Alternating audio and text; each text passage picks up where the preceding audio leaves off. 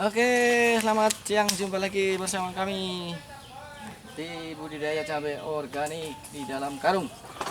Ya, mari kita akan tunjukkan beberapa hama dan penyakit yang menyerang tanaman cabai pada umumnya di musim kemarau ya. Sekarang ini musim kemarau. Ini adalah tanaman cabai kami yang berumur udah 2 bulan lebih, sudah mulai banyak berbunga ini. Ya. Ada juga yang sudah berbuah. Nah, salah satu penyakit yang biasanya ada di musim kemarau adalah penyakit patek, ya, patek atau antraknosa ya, istilah biologisnya. Patek ini seperti ini nih, busuk daun. Ya, busuk buahnya busuk ya. Nah,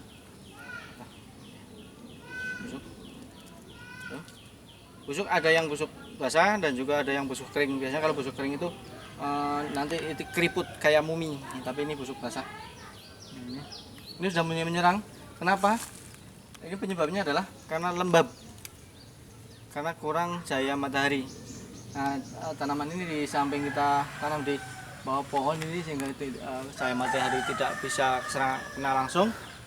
Kemudian terlalu rapat. Maksudnya jarak tanam ideal untuk musim kemarau ini adalah antara tanaman itu 70 cm.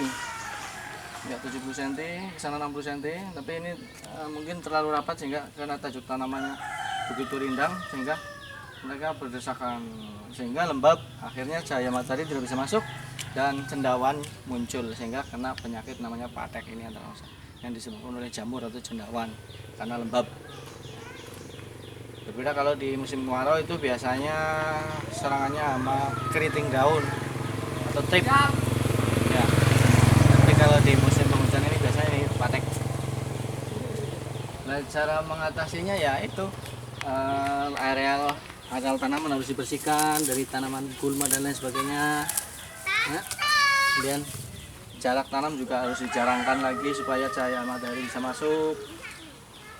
Ini udah terlalu rapat, ini harus dijarangkan lagi. Kenapa terlalu rapat ya? Karena memang tanaman cabai kami cabangnya banyak, dari bawah itu cabangnya sudah banyak sekali, 1, 2, 3, 4, 5 banyak sekali, apalagi sampai ke atas bercabang lagi sehingga akan saling bersinggungan sehingga lembab, cahaya matahari tidak bisa masuk.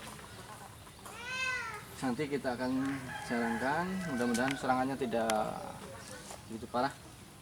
Kalau serangannya parah itu biasanya orang menggunakan fungisida, tapi kami berusaha untuk seminimal mungkin penggunaan bahan kimia sehingga apabila ini serangan ini terlanjur banyak maka kami akan menggunakan jeruk nipis. Kenapa jeruk nipis? Karena jeruk nipis adalah asam.